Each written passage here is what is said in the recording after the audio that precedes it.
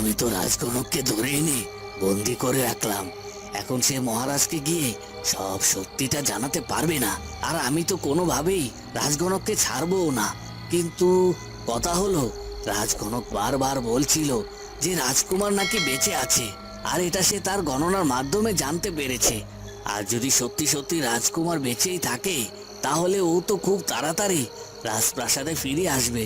আর যদি একবার রাজপ্রাসাদে ফিরে আসে, তাহলে তো আমার সব পরিকল্পনা একেবারে নষ্ট হয়ে যাবে। আজ বাড়িতে ফিরলে মা আমাকে বড্ড বকাঝকা করবে। আর বকাঝকা তো করারই কথা। বাড়িতে ফিরতে আজ বড্ড দেরি হয়ে গেছে। মা আমাকে বারবার বলেছিল আমি যেন সন্ধ্যের আগে বাড়িতে ফিরি, কিন্তু আজ আজ সন্ধ্যে পেরিয়ে রাত হয়ে গেছে, তাও তো বাড়িতে ফিরতে পারলাম না।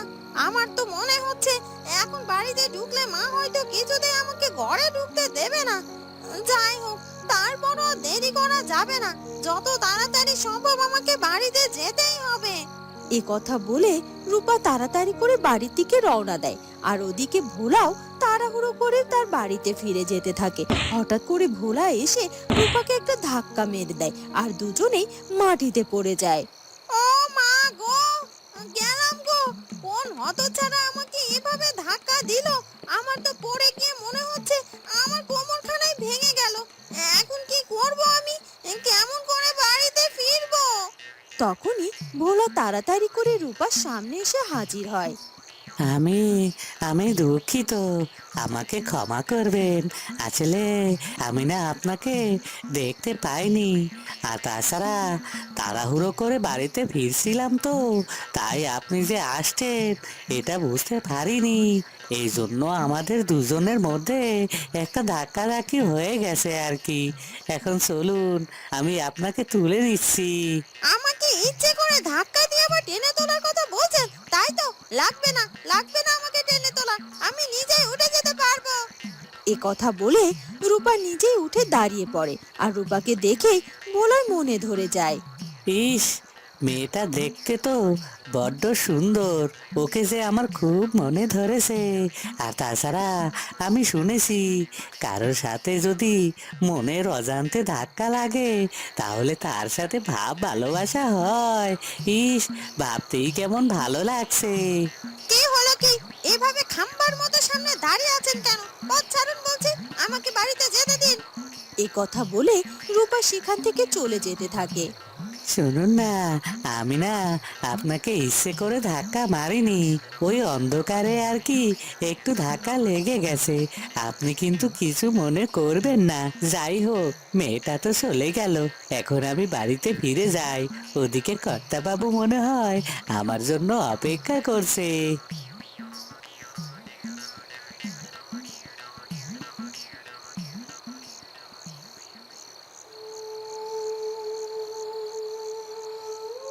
এ কি, আমার অভাগীর এ কি অবস্থা হলো?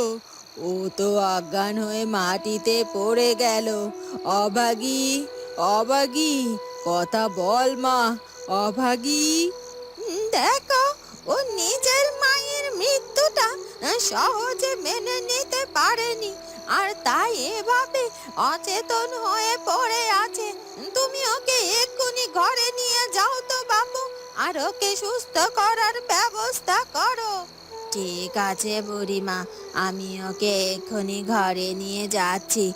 তবে আপনাকে অনেক ধন্যবাদ, কারণ আপনি যদি রামুর বউয়ের মৃত্যুর খবরটা আমাদেরকে না জানাতেন, তাহলে তো আমরা এই সব কিছু জানতেই পারতাম না। আর আমরা শুধু শুধু মোরল গিন্নিকেই ভুল বুঝছিলাম যে মোরল গিন্নি রামুর বউকে আটকে রেখেছে, বাড়িতে আসতে দিচ্ছে না। দেখো, মোরল গিন্নিকে ভুল বোঝার কিছুই নেই। অনেক ভালো মানুষও সে। একটু চটপটা কথা বলে ঠিকই, তবে তার মনখানা কিন্তু একেবারেই পরিষ্কার। আর তাছাড়া এই কথা তোমরা মাথায় রেখো যে মোরল গিন্নি যদি রামুর বউকে কাজে না রাখতো, তাহলে কিন্তু রামুর বউ তার মেয়েকে নিয়ে বেঁচে থাকতে পারতো না। বুঝলে তো? হ্যাঁ হ্যাঁ, সেটা আপনি ঠিকই বলেছেন। তবে যাই হোক, মানুষের কার কখন মৃত্যু হবে সেটা তো আমরা কেউই বলতে পারি না। এটা শুধুমাত্র বিধাতাই বলতে পারে। আর ঠিক সেভাবে রামুর বউয়ের মৃত্যু ঘটেছে। যাক, আমার কাজ হয়ে গেছে। আর এদিকে তো মোড়ল গিন্নির উপরও এদের আর কোনো রাগও নেই। আমার কথাটা ওরা বেশ ভালো মতোই বিশ্বাস করে নিয়েছে। এবার আমাকে গিয়ে একটু মোড়ল গিন্নির সাথে দেখা করতে হবে। আর আমার কুটিরেও তাড়াতাড়ি ফিরে যেতে হবে। তাছাড়া সে তো বলেছে এই কাজের বিনিময়ে সে আমাকে মোটা অঙ্কের পয়সা দেবে। পয়সাটা তো আমাকে নিতেই হবে, তাই না? যাই, আর দেরি না করে বরং আমি এখান থেকে চলেই যাই। এরপর সেই কানি বুড়ি সেখান থেকে চলে যায়।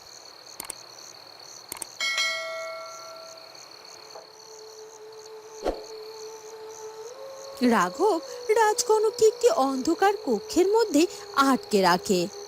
মন্ত্রীপুত্র আমাকে এভাবে ষড়যন্ত্র করে এখানে আটকে রাখবে, আর তাই তো আমি মহারাজকে গিয়ে আসল সত্যটা জানাতে পারলাম না।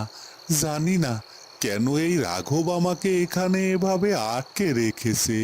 তবে আমি এটা বুঝতে পারছি, ও যে কারণে আমাকে এখানে আটকে রাখুক না কেন, ওর উদ্দেশ্য মোটেও ভালো নয়। আর তাছাড়া ও নিশ্চয়ই চাইছে ষড়যন্ত্র করে মহারাজের কাছ থেকে বড় কিছু একটা হাতিয়ে নিতে। আর তাছাড়া এখন রাজকুমার মহারাজের পাশে নেই, মহারাজ একেবারে অসহায়। আর তাই যে কোনো মুহূর্তে মহারাজ রাঘবের ষড়যন্ত্রে পা দিয়ে দিতে পারে। তখন তো মহারাজের অনেক বড় বিপদ হয়ে যাবে। আর আমি তো এখানে আটকা পড়ে আছি। আর তাই তো মহারাজকে আমি কিছুতেই সাবধানও করতে পারবো না। আর আমাকে যেভাবে বন্দি করে রেখেছে, এখান থেকে মুক্ত হওয়াটা এতটা সহজ হবে না।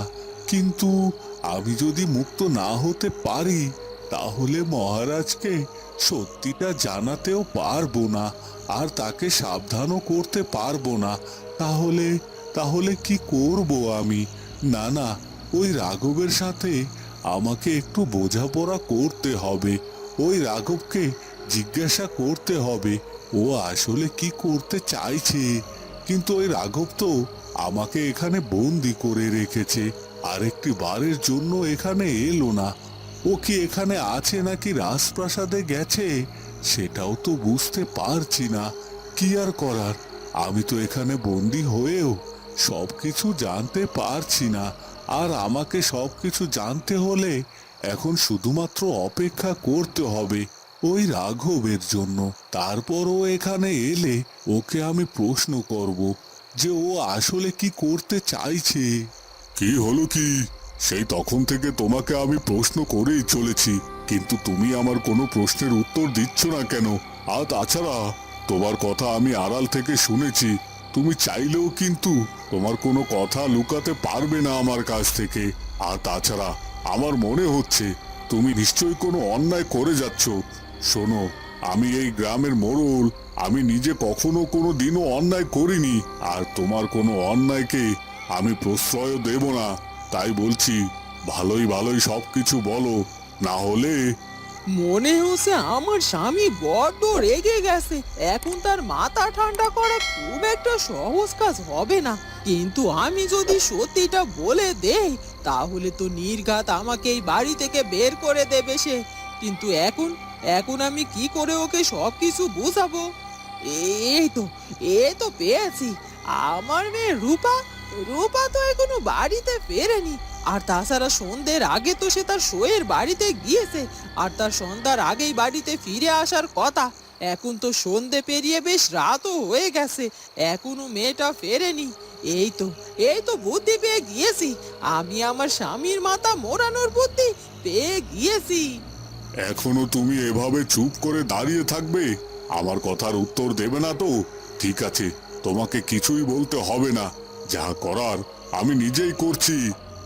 আহা, তুমি এত রেগে যাচ্ছ কেন বলো তো? দয়া করে এত রেগো না। আমি বলছি আমি বলছি সবকিছু। আসলে হয়েছে কি, তোমার মেয়ে সেই বিকালবেলা নিজের শোয়ের বাড়িতে বেরিয়েছে, আরো সন্ধ্যের আগে বাড়িতে ফিরে আসার কথা ছিল। আর এত রাত হয়ে গেল, তারপরও তোমার মেয়েটা বাড়িতে ফিরে এলো না। তাই ভাবছি ওকে এবার শাসন করার দরকার। এই জন্যই তো এই লাঠিটা নিয়েছি, যেন ও কখনো কোনোদিন আমার কোনো কথার অবাধ্য না হয়। কি বলছো কি? এত রাত হয়ে গেছে, এখন পর্যন্ত রূপা ফিরে আসেনি? এটা তো ভালো কথা নয়।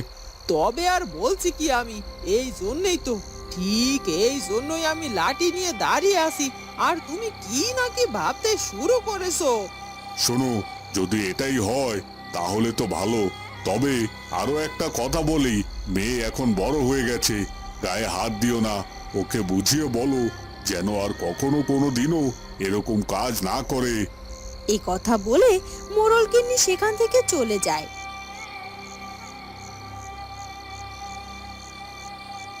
যাক বাবা, খুব বাঁচা বেঁচে গেছি। ভাগ্যিস ভাগ্যিস আমার মেয়েটা আজ দেরি করে বাড়িতে ফিরছে, না হলে তো আমি আমার স্বামীকে কি দিয়ে বুঝাতাম সেটাই তো বুঝতে পারছি না। ওদিকে রাঘব আর একটু দেরি না করে রাজগণকের কাছে আসে। রাজগণক, কেমন আছেন আপনি? আপনার মুখখানা এমন শুকনো লাগছে কেন? আর তাছাড়া আপনাকে দেখে মনে হচ্ছে আপনি খুব কষ্টে আছেন। রাজগণক, আসলে আমি আপনাকে কোনো কষ্ট দিতে চাইনি, কিন্তু কি করব বলুন, পরিস্থিতির কারণে আপনাকে আমাকে এখানে আটকে রাখতে হলো। আর আপনাকে যদি আমি এখানে আটকে না রাখতাম, তাহলে তো আপনি মহারাজকে গিয়ে সোজাসুজি বলে দিতেন যে আপনাদের রাজ্যের রাজকুমার জীবিত আছে।